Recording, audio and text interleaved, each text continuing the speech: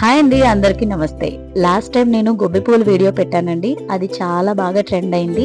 And ఆ వీడియోని like చేసిన వాళ్ళకి అండ్ వాళ్ళ ప్రాంతంలో ఆ గొబ్బి పూలను ఏమని పిలుస్తారా అనేది నా కామెంట్ రూపంలో తెలిపారండి. దానికైతే నేను చాలా సంతోషించాను. ఆ వీడియోని లైక్ చేసిన ప్రతి ఒక్కరికి మనస్ఫూర్తిగా ధన్యవాదాలండి. అయితే మీకు ఈ వీడియోలో వైట్ డిసెంబరం ఫ్లవర్స్ చూపిస్తున్నానండి. ఈ డిసెంబరం పువ్వుల్లో మనకి చాలా రంగులు ఉంటాయండి.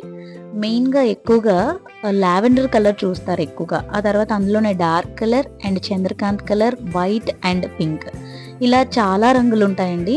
చాలామంది గొబ్బి పూల వీడియోలో వీటిల్ని గొబ్బి పూలని డిసెంబరాస్ అన్నారు. అంటే చాలామంది యెల్లో డిసెంబరాలు అంటారండి.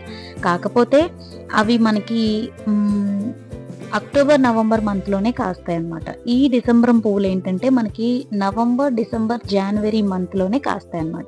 అందుకే వీటిల్ని డిసెంబరం పువ్వులని పిలుస్తారు. అయితే ఇక్కడ చూపిస్తున్న ఈ yellow flowers and white flowers చూసారా?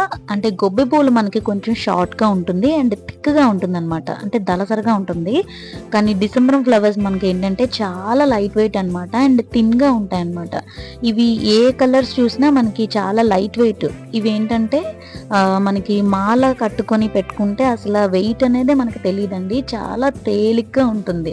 అండ్ ఇవి మాల కట్టుకొని మనం తలలో పెట్టుకోవచ్చు అండ్ దేవుడి విగ్రహాలకు కూడా వేయచ్చండి. చాలా కలర్ఫుల్‌గా ఉంటుంది. ఈ డిసెంబరం మొక్కలు మనకి స్టెమ్ కటింగ్స్ ద్వారా మనం ప్రాపగేట్ చేసుకోవచ్చండి. అంటే ప్రతి ఒక్క మొక్కకి సీడ్ అనేది ఉంటుంది. కాకపోతే ఒక 4, 5 సీడ్స్ వేస్తే మనకు ఒక 2 సీడ్స్ మనకి మొలక అనేది వస్తుంది. అలాగే మనకు స్టెమ్ గనక పెట్టుకున్నాం అనుకోండి, ఒక 15 రోజులకి లేదంటే ఒక 20 రోజులకి ఆ స్టెమ్ అనేది మనకి ఈజీగా గ్రోత్ అవుతుందన్నమాట.